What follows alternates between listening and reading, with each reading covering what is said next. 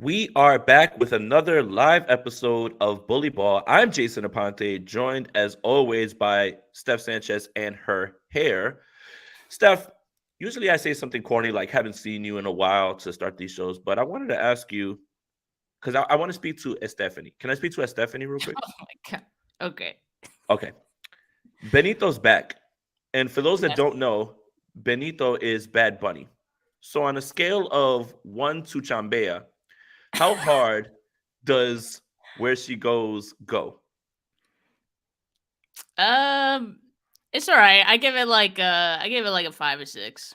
A 5 or 6. That's funny because you know what the thing is when I heard the preview of it, I immediately got excited because it has that sort of New York drill, Mm. grime bounce, and I'm like, okay, that's good. I like that, and I got excited. Then I heard it, and I said, it's good. It's a good song. I have a feeling stuff that as the summer progresses, and then when we get out for training camp, that we're gonna listen to that song over and Oh, over, and we're gonna just be absolutely. like, I already and am. and yeah, and just be like, you know what, this is hard. This is a bop right here.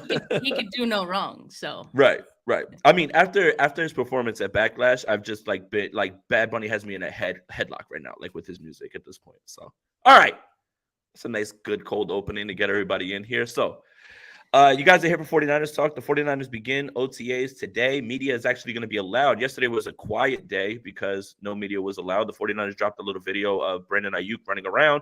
But today's media exposure, so we're going to get some reports. Can't wait for, oh my God, Sam Darnold was electric. And then other people saying, well, Sam Darnold looked real bad. Like the conflicting reports is what I live for. That's mm, exactly what I live for, Steph. Like one person is going to say Sam Darnold looks like the greatest player of all time.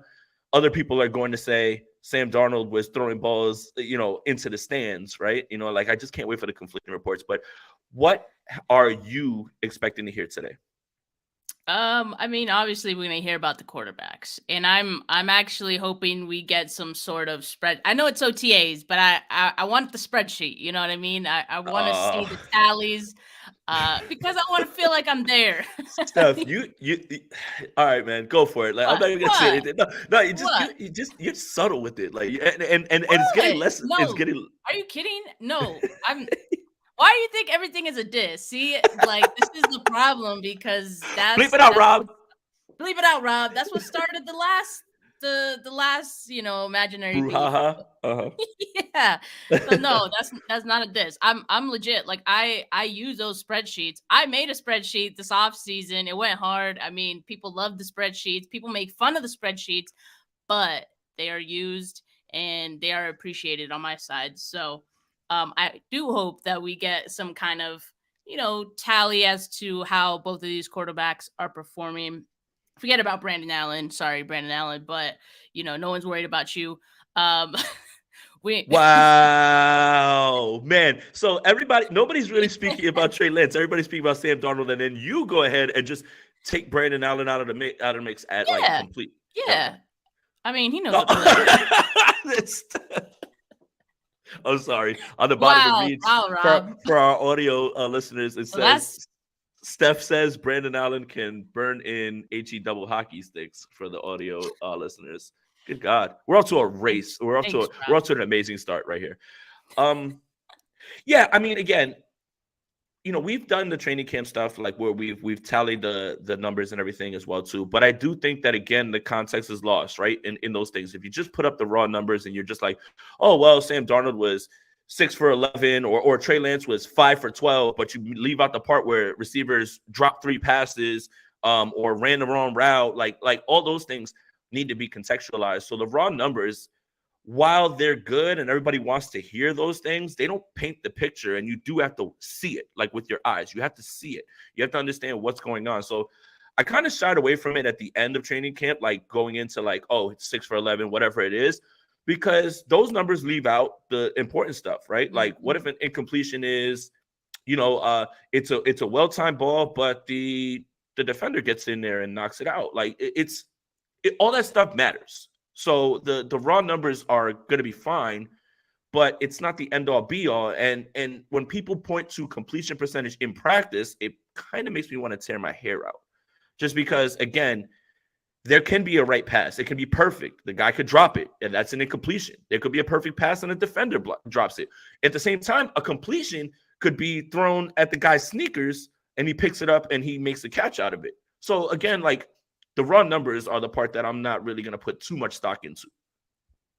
Yeah, I mean, that's a really great point. And I think just everything having to do with OTAs, we kind of have to take with a grain of salt, right? Because for one, we're not there looking at it with our own eyes, so we are missing some of that context, and that's just, it is what it is.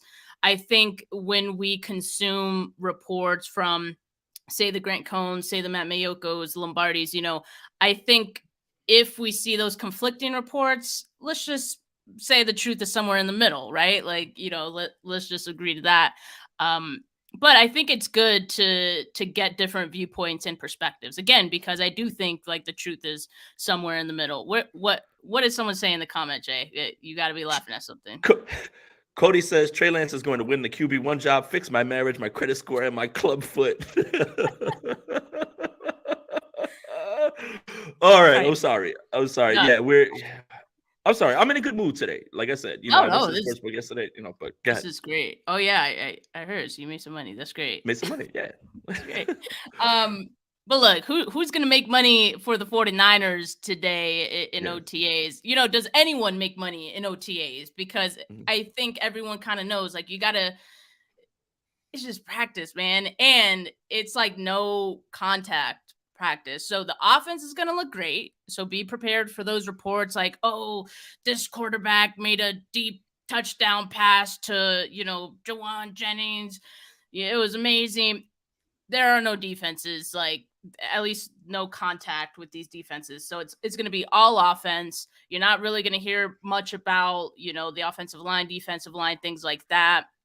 So just take that with a grain of salt. I mean, I will also caution this, that some quarterbacks may look good in practice. I mean, there's some quarterbacks who look great in practice. And, when it comes to actual like game action, they're not as good, right? So again, that's why I think we got to pump the brakes on what we hear at OTAs. Yeah, I know we're all very excited, but still, the fact still remains that we won't know what happens with this quarterback competition until training camp, until practice,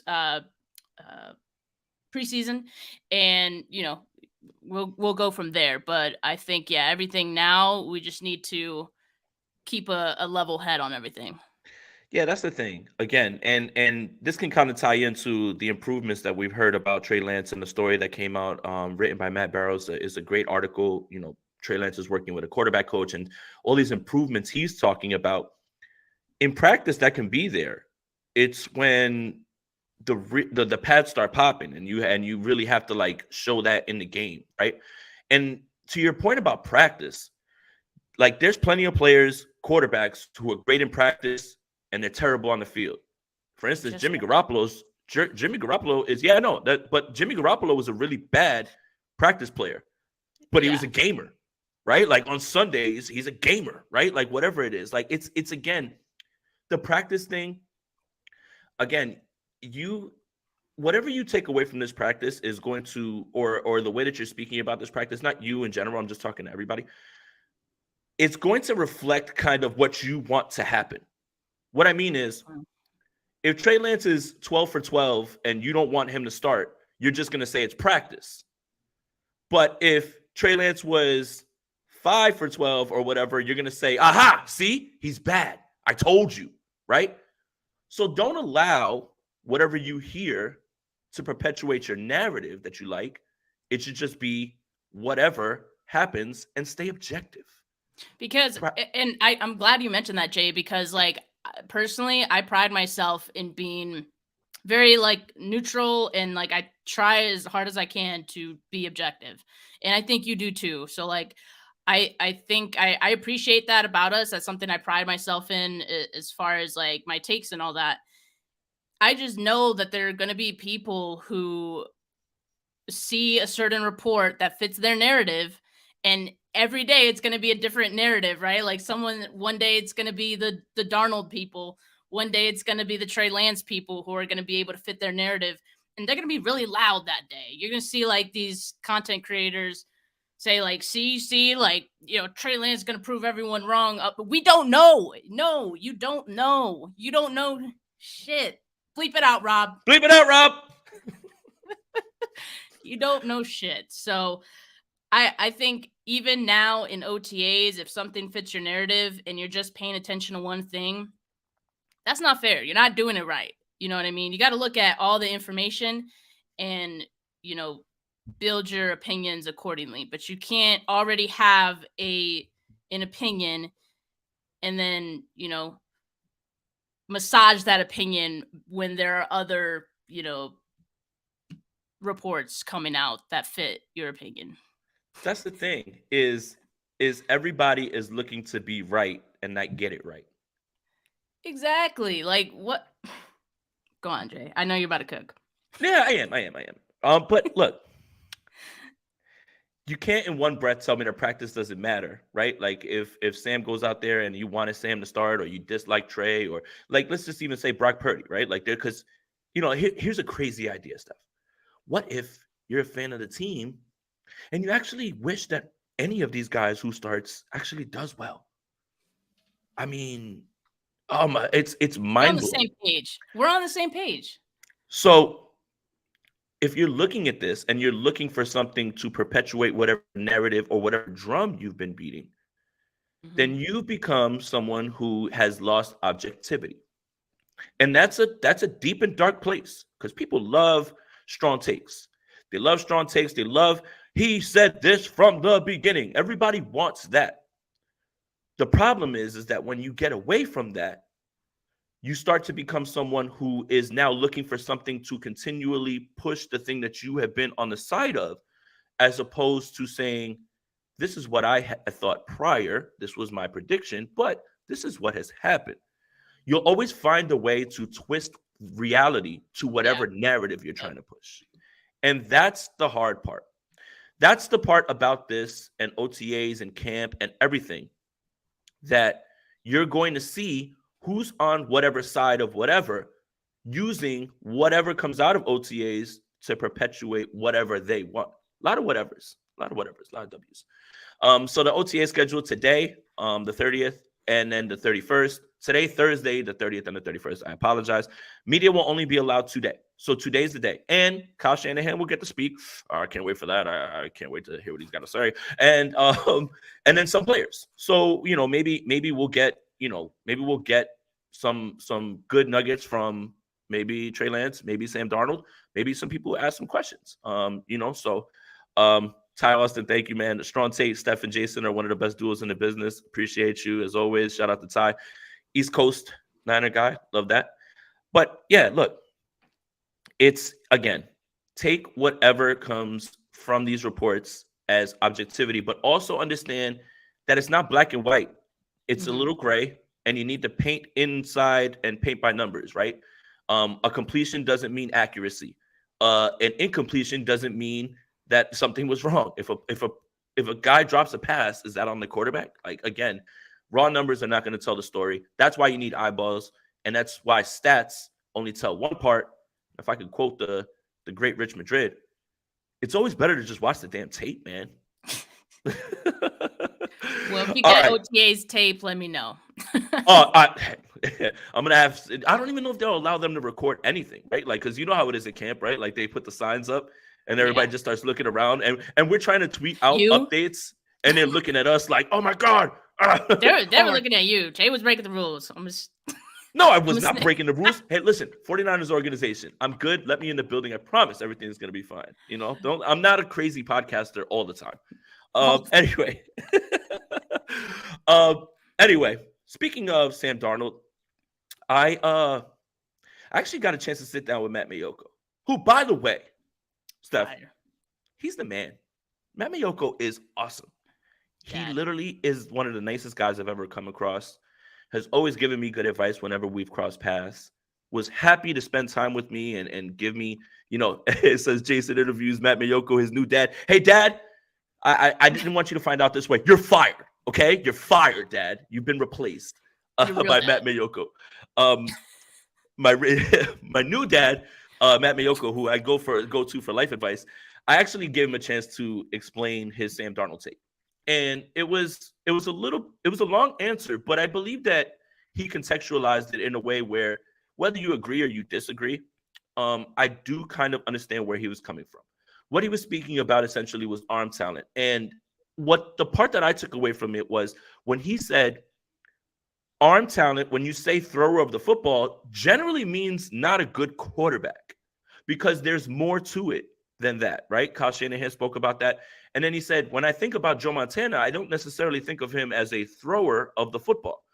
So he said that he didn't necessarily believe saying what he said was exactly a compliment. And I understand why people were so upset, because if you don't listen to all of the things that he said and you just take that one statement and run with it, you might lose some of what he was saying. I'm not telling you to agree or disagree, whatever it is. I'm not trying to change your mind. I'm just trying to give you more of what he said. Steph, what did you think of that answer? I thought it was good. No, it was great. And actually, like, I kind of started feeling bad for Maiocco because, I listen to 49ers talk, and people just need to apologize to Matt for bullying him over him saying this, because this poor man has brought it up in every podcast since. I know. And I'm like, man, it's eating away at him. Because like every podcast he tries to explain like what he meant. And I get it.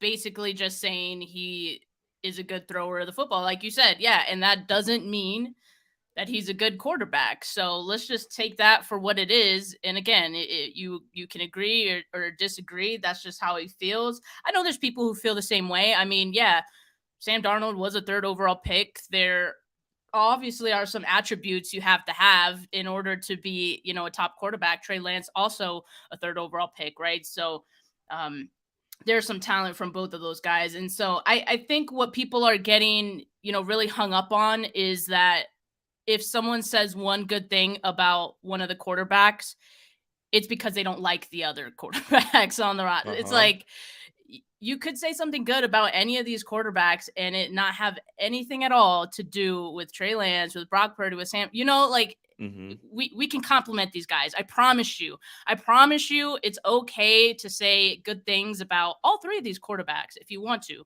You can say bad things about all 3 of these quarterbacks if you want to, and it has no bearing on what you feel about the other quarterbacks, or at least it shouldn't, right?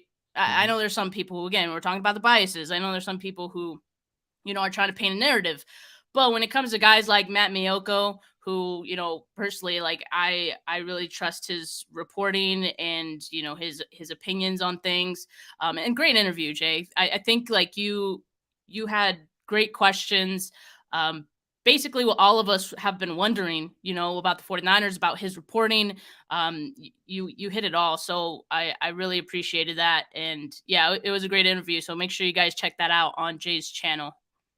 I appreciate that. Yeah. And again, man, Twitter has this weird way of, I like pizza, and people in the comments will say, well, why do you hate pasta? I don't get it. I really don't get it. The objectivity, to circle back to that, the objectivity is lost. It's just lost because people want to be right and not get it right. But, there was a lot of other things that Maiocco said that were really good, in terms of Frank Gore being somebody that he spoke to. Again, they spent time with the Jets. Frank Gore is a big fan. For the life of me, I don't understand why, because when Frank Gore was there, Sam Darnold was frankly bad. I don't know what exactly he did to make Frank Gore speak so highly of him. But I did ask him about, and I wanted to make sure I asked this question respectfully, but I did ask him about, hey, Matt, a lot of people have it in their mind that when you speak, you're speaking for the team. Mm-hmm. And I didn't want that to come off wrong, but I did want to ask the question because I think a lot of people have that in their head. Like, well, if Matt's saying it, he's speaking, they're giving it to him. So he denied that they're giving it to him. But in a way, Matt has always said, I am speaking about something because I have spoken to people in the building, and this is the sense I get. So essentially, it's not directly from the team, but it is from inside the building. Do you think that that's like, it's almost the same thing, kind of? Yes and no. I mean, if someone in the building says something to Matt, is it with the intention that he's going to go and like, tell everyone about it? I mean, to Matt's point in the interview, what benefit does that really give them, right? Like, what does that really do for them? I just feel like I lost my train of thought, but no, about Matt not speaking for the team, but speaking to people around the building. Is it the same thing? I mean, I don't think it's the same thing, and I think it's an educated opinion. Like, you could call things an educated guess. This is an educated opinion, and I think we figured as much, right? But I don't think it's like he's this person who speaks for the team, because I know some people think that, right? And so I think there's like two extremes to it. Yeah. Like there's people who think he's just like a puppet for one of the 49ers, which he is not. Like that's totally not the case. He's a real journalist who, he's going to listen to things. Like, people are going to tell him stuff. And based on that, I think like he's going to have opinions, just the same thing as what Louis Riddick did, right? When he was on the Rich Eisen show, same thing as Greg Papa maybe was speaking from the same kind of. I got thoughts about him, man. Whoa. Oh yeah, we can talk about it, but it's like all these opinions, they're all kind of similar, right? Don't you think that's a little coincidental? So it is. It's not a coincidence. It's coming from someone. It's coming from inside the building. So yeah, I mean, I don't think there's anything wrong with that. I mean, if you get information, you're going to share it. You're going to form an opinion based on that information. You know what I mean? So I don't think he's doing anything wrong. And yeah, it is what it is. But I don't think he's some kind of puppet for the for the team. Yeah, and if you guys want to check out that interview, it is on my channel. Shout out to Matt Maiocco. He was gracious. He's such a nice guy. Again, Dad, you're fired. I didn't want you to hear it this way, but you're fired. And real quick, I think, Rob, we got a few super chats that I wanted to make sure we go through. If you want to put them back on the screen, and then we'll move on and load up that Greg Papa audio just so we can hear it. Official BNA, thank you for the donation. He says Sam does throw a great ball. That's why he has so many TDs and INTs. Everyone can catch his passes. Ouch. Fried, steam fried right there. Good God. Alan's Cold says expectations on D Winters. I'll let you take this one, Steph. I think he's going to be competing for the spot that Aziz left behind, right? And I think he has a pretty good shot at it. I think Oren Burks, because he's the veteran, he's probably going to come in as the top guy for that spot. But as the competition rolls around, probably in training camp, I don't know if there will be a real competition in OTAs. We'll be able to get anything worth making decisions on. But, I think he's going to get a fair shot at that. And frankly, I'm excited. If he doesn't have a role like this season, in which I think he very well could on special teams, but as a linebacker, I think next year, certainly he can have an even bigger opportunity, but who's to say what could happen this year? I think he's going to get a fair shot. Absolutely. And don't forget about one of our favorite hyphenated name players, Marcelino McCrary Ball, as well too, right? So I mean, there's a lot of competition in that linebacker room. Yeah, so more quarterback talk. God, I will I just want this to be over with. But Greg Papa had some thoughts. I'm gonna let Rob roll it, and then we'll talk about it. I don't even want to summarize what he said. I just want to hear it. Talent is amazing, but they gotta, he's the guy who said during an NFL game, "I'm seeing ghosts." They got to coach the ghost seeing out of him. They got to coach the turnovers out of him. He's got to stay healthy for one, obviously. But I think he gives the 49ers a really solid quarterback room. And I think if Sam gets a chance to play, he could be Brock Purdy of 2023. Okay. Jay, I know it's very unsettling to hear these things, but based on what we were just talking about, one, people are hearing these things from the building, and two, people want to be right. So if you're hearing things from the building, you're like, okay, this has a good shot of being right? So let me just go ahead and regurgitate what I heard. It's unsettling because, if that's being said inside the building, you almost feel like, well, what about Trey Lance? No one's talking about him, right? Again, I think we can compliment certain quarterbacks without it being a reflection on any of the other quarterbacks, right? And I think it's somewhat speaking to the insecurity of our feelings towards Trey Lance, because no one is hearing people say good things about Sam Darnold and thinking, well, what about Brock Purdy? No one, not one person, but everyone seems to think like, oh, this. No one believes in Trey Lance because everyone is talking up Sam Darnold.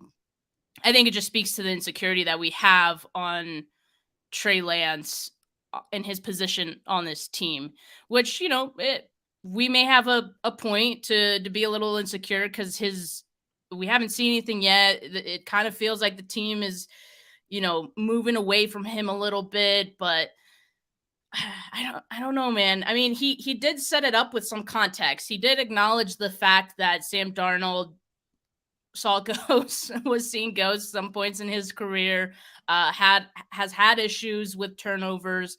And he also acknowledged the fact that that could be coached out of him. And that's true. Jimmy Garoppolo had issues with turnovers, much of his time in San Francisco. And as soon as Brian Griese, came into the picture, some of those things improved. So yeah, I think it's fair to, one, we got to acknowledge all the things that Sam Darnold was before arriving to the 49ers, right? We have to. But then also, I think it's fair to acknowledge that this is a better situation for Darnold, right? And I think that's all that people are saying. Now, I don't know if I agree with he could be the next Brock Purdy for this team. Based on what? We don't know that yet. So I think I would pump the brakes on that. But everything else he said, I was fine with. Okay. And I think Steph hit the nail on the head, as usual, spin facts. When you consider what would be the one place that Sam could revitalize his career, it would be here. Yeah. Is it possible? For sure. If he starts, I want the best for him. My problem with this is, and I continuously hear this from everybody, and it really makes me want to bang my head against the wall. There's a reason he was a number 3 overall pick. Come close, guys. Come close, real close, because I want to say this. Trey Lance was the 3rd overall pick also. Why are you not saying that about him? Why? Why? That's my thing. 5 years, and he's the number 3 overall pick for a reason. Isn't Trey Lance the overall 3rd pick for a reason? What happened? Why? I don't get it. Why is he never being discussed in that same way? Why is one guy with his sample size the number 3 overall pick for a reason? One guy with no sample size is never mentioned that he is the number 3 pick. It's not just Greg Papa either. Mm-hmm. It's almost everybody. I'm done. Rob, you can bring me back to normal. I don't understand it. That's the part, again, I don't understand it. I don't get that part. For me, it's okay for you to say, listen, Sam can do this, X, Y, Z, has arm talent. I think we all agree with that. Again, when I was floating the idea, and many others were, that Sam Darnold could be somebody that the 49ers take as a reclamation project 2 years ago, but before he went to Carolina, I was met with a ton of resistance. I don't want him. He stinks. He sees ghosts. Yet now he's here. And now, well, he's got all this potential, and you see it on the. That's what I was trying to tell you then, because I can pull up the tweets. I know exactly what I said. But yet, now it's completely changed. And that number 3 pick statement bothers the hell out of me, man. It bothers the hell out of me. I don't get it. Number 3 overall pick, Sam Darnold. Number 3 overall pick, Trey Lance.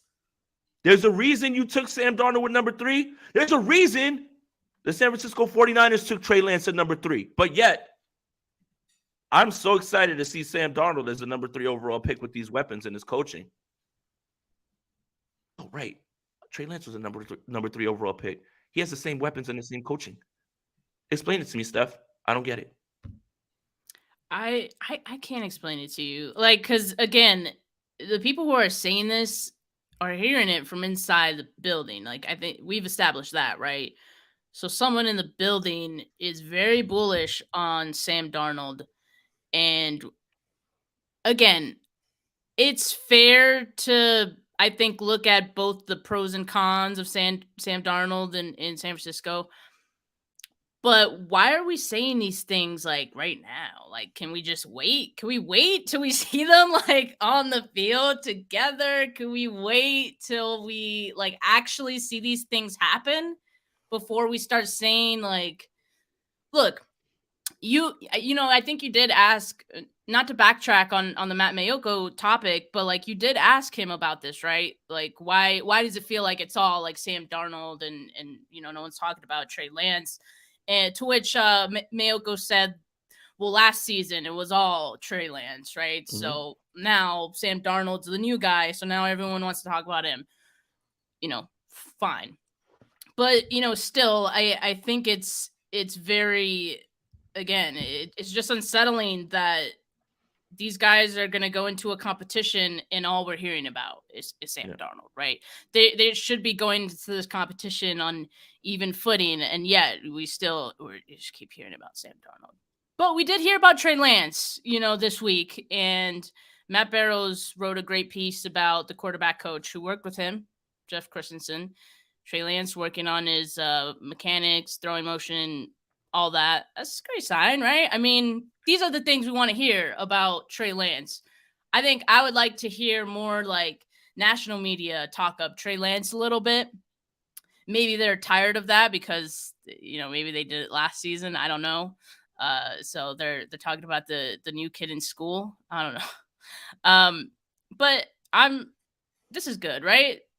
Are we happy hearing about, you know, Trey Lance's improvements? Because even Kyle mentioned it.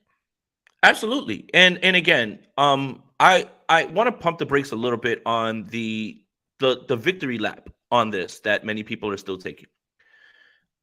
I feel like this whole episode is about being objective and trying to preach objectivity. So again, reading a nice report about Trey Lance, sure, it's what you want to hear.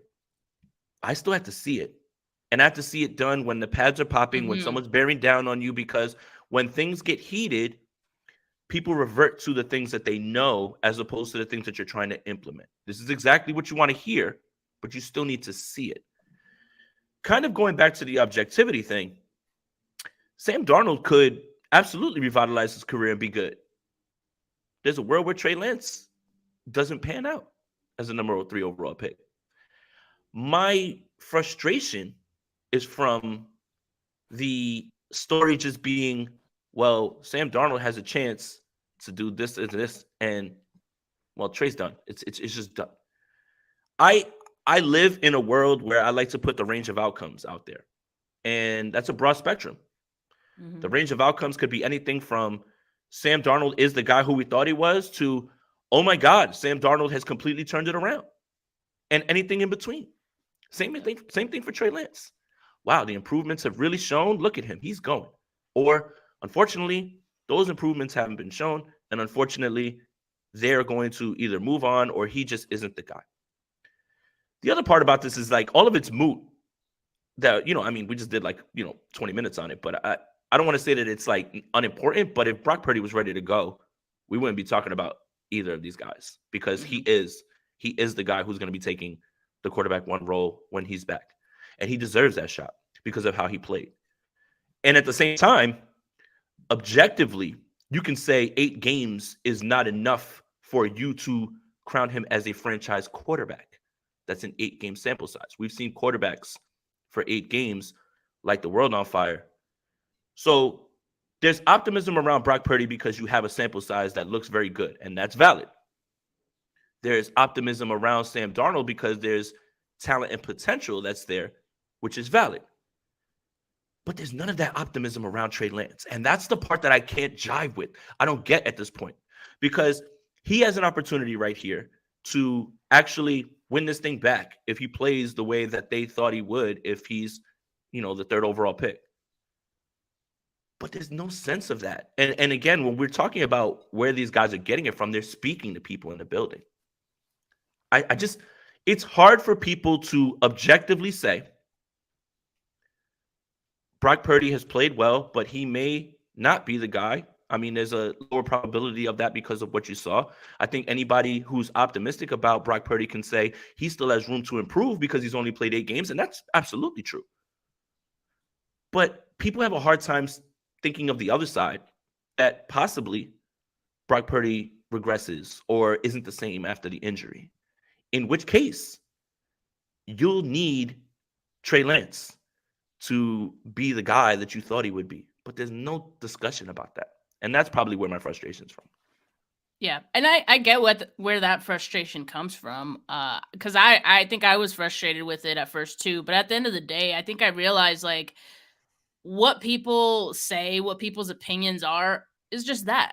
It's just opinion. It's not truth. It's not going to be what plays out necessarily. You know what I mean? So let people say what they want. Let people in the building think what they want. At the end of the day, what's going to happen is what's going to happen on the field. And who is going to be the starting quarterback is going to be the quarterback who looks the best, week 1.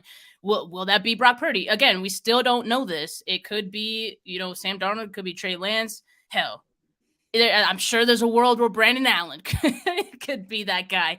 But, I think we just got to be prepared for all outcomes.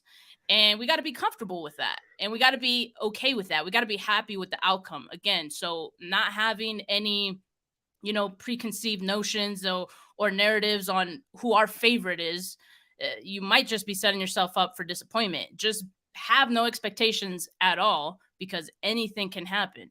It doesn't matter what anyone is saying about the quarterback position right now in May. It's just noise, right? So let's just see what happens in training camp. Let's see what happens in the preseason. That is the truth. I see another narrative in the chat, and I'm not going to say it by name. Well, for one, the 49ers don't leak. Oh my God, man. Matt Maiocco said that he's spoken to people around the team. Frank Gore, who is now a scout with the team, is relaying optimism around Sam Darnold. Doesn't have to be John Lynch or Kyle Shanahan. This idea that the 49ers don't leak is probably the most overblown, overthought narrative in the history of the world. The 49ers don't leak what they're trying to do at pick 3. But optimism around a player is something that, honestly, anybody around the building can say. I despise the 49ers don't leak narrative. It is absolutely not true. It is absolutely not true. If we literally just sat here and spoke about Greg Papa and Matt Maiocco and other people saying that they've spoken to people around the building. Even Louis Riddick literally said he spoke to someone in the building. How on earth is it that the 49ers don't leak? Please. Mm-hmm. Let's knock this one off.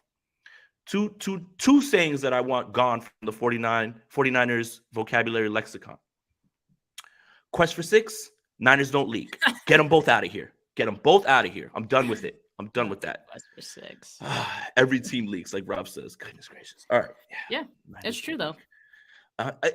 Everybody's literally saying we're speaking to people in the building, and that's exactly what they're doing.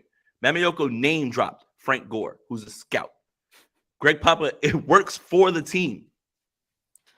What exactly are they not? And this isn't necessarily a leak. They are relaying optimism around Sam Darnold. All right. Steph, let's get back to OTAs. What's another battle that you're looking at? Because I have one in mind, and I wrote an article about it on Niners Nation, but I'll let you if you have any others. Yeah, I mean, a couple, I think wide receiver, there's so many wide receivers the 49ers added this offseason, I feel like, and I don't know, maybe they're preparing for life after Juwan Jennings, maybe they're preparing for life after Ayuk or Debo. I don't know. But, the fact remains, they got a shit ton of wide receivers, and one of these guys are going to stick around, someone who hasn't been on the team before, right? So I'm kind of interested to see who's going to stick around, whether it be on the 53 or, the practice squad. But that should be a good one. Again, I think most of the spots we're just looking at depth, right? For the most part. And so that could be exciting. One of the things where we're kind of somewhat looking at who can potentially be a starter, who's going to be opposite Nick Bosa, right? Like, Mhm. I think there's a number of options there, many of which, we're still kind of curious about. Like, we don't know a whole lot about how that competition is going to shake out. Drake Jackson, of course, could be like the guy. Certainly, it looks like he's been putting the work in. But, will someone else like Clinton Farrell or, some of these other guys, step up and make that a tough decision? Who knows? So I guess I'm interested to see what happens there. And, do the 49ers feel so inclined to bring a free agent edge rusher in, right? If none of these guys are kind of, leading the pack there. So those are the two main ones I think I'm looking at, but also probably like linebacker as well. Who gets that Aziz role?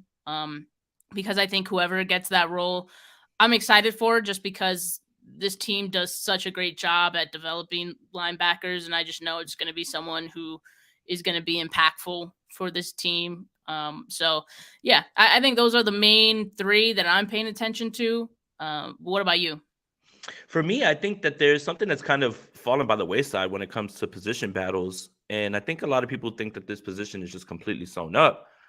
It's free safety. Mm, And Tashawn Gibson is on a 1-year deal. This is his third straight 1-year deal. Obviously, he played very well last year, 5 interceptions. But I do think we're going to see Jair Brown a little bit more on the field. And I want to point to Hufanga's situation when Tart was there. It was clear that they wanted Tart to play, but they were pushing Hufanga on the field to get him reps, right? Like he would see reps. There would be times where Tart comes off the field, Hufanga was on there. And it was clear that they were moving in that direction. So that situation is Hufanga replacing Tart, but Hufanga was on the field a lot. And I do think that Jair Brown is going to be on the field, and whether that's 3 safeties, whether that's him taking free safety reps, one of those things, I do think that you're going to see a little bit more of Jair Brown. This team is enamored with him, and they love what he brings in terms of his versatility in the box, his ball hawking skills. I do think that Tig's going to play a little bit more than people think, and I do think that you're going to see him on the field with Gibson. And if he plays his way onto the field, the 49ers have not been shy about that, about pushing guys onto the field and making sure they get on there, whether that's special teams, whether that's on defense altogether. But I do think Jair Brown and Tashawn Gibson is something that I'm going to watch or try to listen to hear if Tig is popping off. Do the 49ers kind of roll with their guy of the future now? And Gibson's on a deal where it's 1 year. They're not going to get rid of him. I don't think that's going to happen. But he would be valuable depth if you feel that Jair and Hufanga give you a better chance to create more turnovers and keep yourself versatile. So I'm interested in that. I think that's something that it's almost a foregone conclusion that Gibson's here for 1 more year and then Tig's going to take over. I think that that's a fair way to view it. But I just think that a lot of people are not believing that Jair is going to be on the field. And I think that you'll see him a little bit more than you think. And the 49ers are going to try to put him out there. So yeah, I think his playing time will increase as the season goes on. Correct. And to your point, this is something we've seen this team do in the secondary in the past, right? Where they kind of bring someone in, they kind of, tease them a little bit, see what they can do, and they play great. And that guy gets more time. Hufanga, we saw Gibson was that guy last year. And again, we saw Jimmy Ward kind of get, pushed out a little bit and change his position because you got to have Jimmy Ward on the field. But, it could be one of those situations where, Tig, he pushes his way onto the field, right? And I could totally see that happening. And let's not forget, Gibson, yeah, he played great last season. Steve Wilkes inherited, Gibson, right? Jair Brown was drafted pretty much by Steve Wilkes and this team. And again, they feel very convicted about about Tig. That's my favorite joke, by the way, Jay. Like anytime I can say, like they felt convicted. And that, that says a lot because they're not convicted about a lot of guys. And that's the thing. Let's correlate it to Hufanga and Tart. Kyle and John inherited Tart. Hufanga was their guy. Mm-hmm. So in that way, they understand what Tart did. And I was, me, I'm one of the biggest, Tart supporters, but they're going to push who they want and their guy.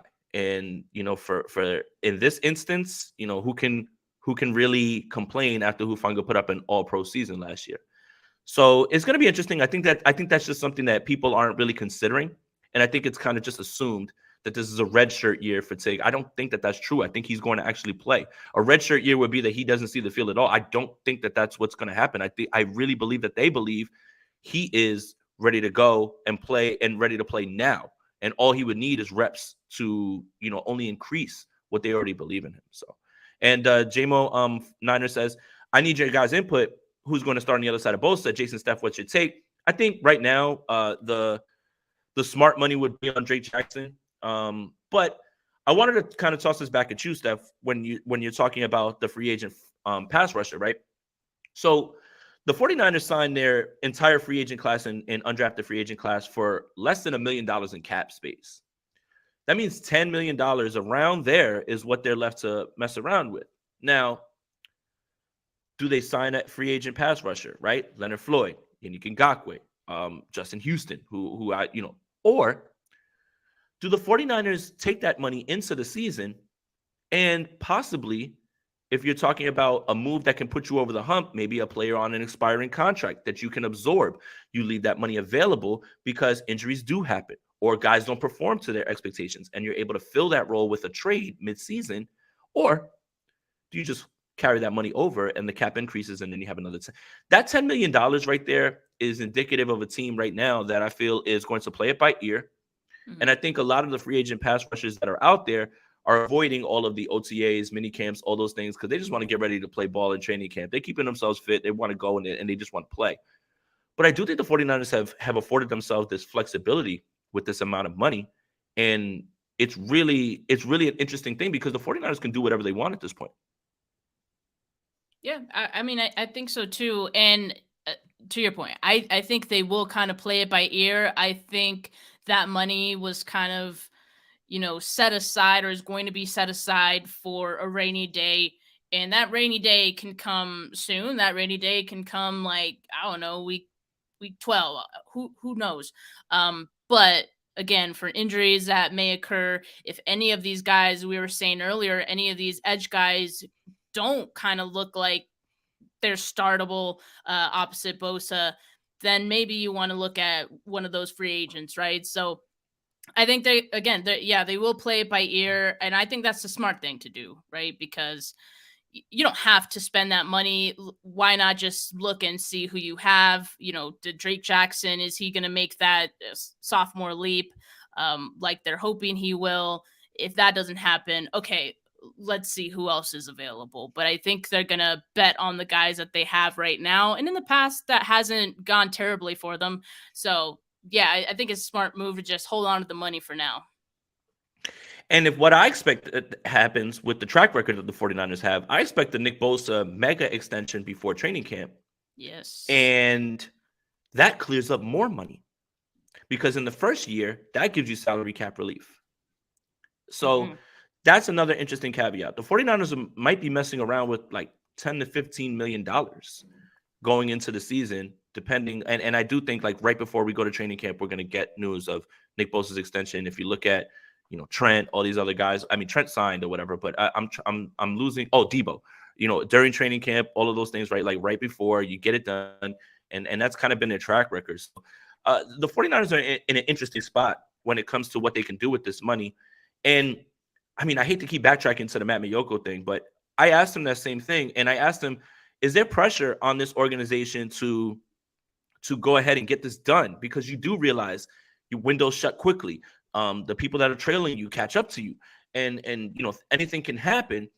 And he said that the Christian McCaffrey move wasn't a all-in move because 2 years were left on the contract, so that keeps the window open, right? He pointed to the Rams in 2021 and said them getting Von Miller on a 1-year deal, his expiring deal, that's putting your chips in the middle, and that's saying all in. So I did think that was pretty interesting. And then one more thing, because I know you guys are trolling me and you want to hear about it. We talked about the kicker, and Matt Maiocco frankly said, I don't know why Zane Gonzalez is here still. Interesting. Because it's true, right? Like, if you drafted Jake Moody in the 3rd round, There's no competition. What? Can he lose? Are you going to cut him? No. So what are we doing? Like, Zane Gonzalez, I don't get why you're still here, and neither does Matt Maiocco. It just doesn't make sense. But I do feel that this organization, there's urgency, like Maiocco said. But after hearing him speak a little and him rationalize it to me, it's not like all in, because they do believe, again, when you've got Brock Purdy, who doesn't even count as one of your top 52 cap hits as your starting quarterback. And if he's the guy that they think he is, that's crazy, right? Like, that's a crazy amount of money that you're spending on quarterback.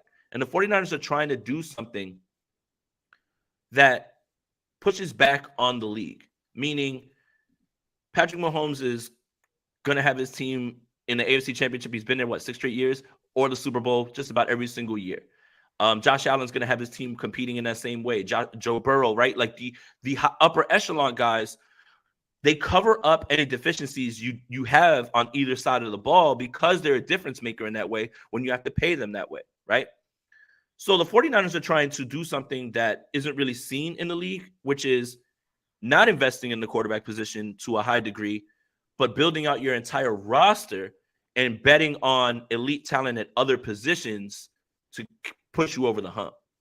So I think the 49ers are trying to do something that, they call me a madman, right? Like, when Billy Beane started Moneyball, he had a ton of resistance in the Oakland A's building, right? He had to replace Jason Giambi and a bunch of guys who went on to make a bunch of money, but he found a new way to get it done. The 49ers are trying to do something that hasn't really been seen. Like, if you look at the NFL Super Bowl winners, what's the one thing they have in common? It's like elite quarterbacks. So I like it. So, and keeping $10 million ready for the Kirk Cousins trade.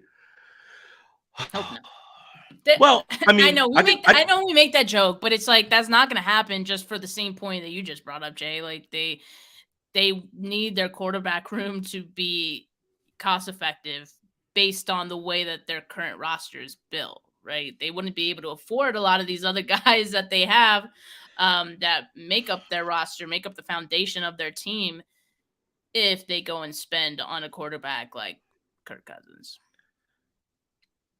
I wouldn't hate it. It's just like I don't think it will happen. I just want to prepare people. Kirk Cousins is going to be a free agent next year. Yeah. Prepare yourself. We'll hear plenty 49ers Kirk Cousins talk. Prepare yourself. Mm-hmm. This is why we have to hope that one of these 3-4 guys, because I don't want to leave out Brandon Allen. If I'm talking about like not forgetting quarterbacks, right? I don't want to leave him out, right? Like he's got a shot, right? This is why we have to hope that one of these 3 quarterbacks is the guy. Like undenied guy. Undenied. Because if he's not, prepare yourself.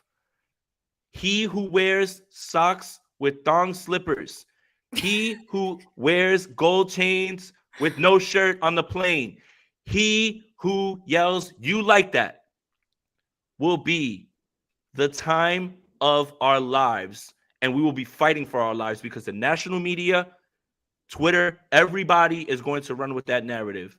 So to kind of cap this episode off, which I think this is one of my favorite episodes, Steph, because we preach a lot of objectivity, spit our facts. One of these 3 guys, please, for the love of God, wrap this quarterback thing up so we don't have to talk about it anymore. Please. I'm tired. And I'm not just tired because I spent a lot of time at the sports book last night and I was up until like whatever time. I'm tired of this discussion. Wrap it up. Someone take this job and keep it. I want a franchise guy, please. Is that so hard to ask, Steph? I don't know, man. I'm not even sure any of these guys are like franchise guys. And again, not to backtrack. It might have not been in your interview. It might have been in like the latest 49ers talk. But Matt Maiocco said, like, I don't think any team would trade their quarterback room with the 49ers right now just because there is no guy in that room that's like a franchise guy. Like, yes, this particular team, 49ers, can win with probably any of these quarterbacks, but it's not like none of these guys are a guy. Like, they're not the guy. You know what I mean? Dusty Gold says Jason misses Jimmy. You know what? I do. Hey. I do, man. I really do, actually. I really do. It's almost like you don't know what you got till it's gone. It is. You miss it is. You miss stability. It's like at least yeah, I like could set my watch to Jimmy. Yeah. Right. It's like you're in this relationship, right? And things get a little stale. And you start to say, well, I want to see what's out there. And then you get out there and you're like a cat pawing back, like, let me back in, let me back in. At least I could set my watch to what Jimmy Garoppolo is. And it takes away the uncertainty. Whatever he is, I know what he is, regardless of whether that's going to, win. But yeah, Jimmy, I miss the way we were, man. I miss it. The charisma, the suit, the sayings. Like, I mean, look, I see him in that black suit, and I'm like, damn, look at that guy, man. Imagine what it would be like to have a handsome gentleman like that to be your quarterback. Must be nice. All right, this has been a cracking heater of an episode. And yes, Jason Aponte does not necessarily reflect the views of the Gold Standard Podcast Network. Thank you, Rob. Rob is fuming. I can feel it backstage, fuming that I even implied any of this. It's just jokes, guys. Look, again, and Joey says it, at least the inconsistency was consistent. Set your watch to it. Set your watch to it.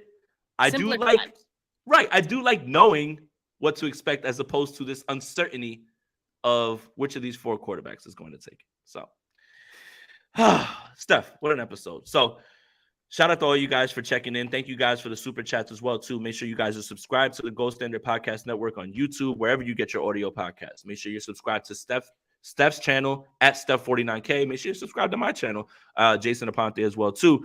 Make sure that you follow on Twitter at GSN Podcast. Make sure you follow on Instagram at GS49ers. Finally got that follow back. For Jason, for Steph, we're out of here. Peace.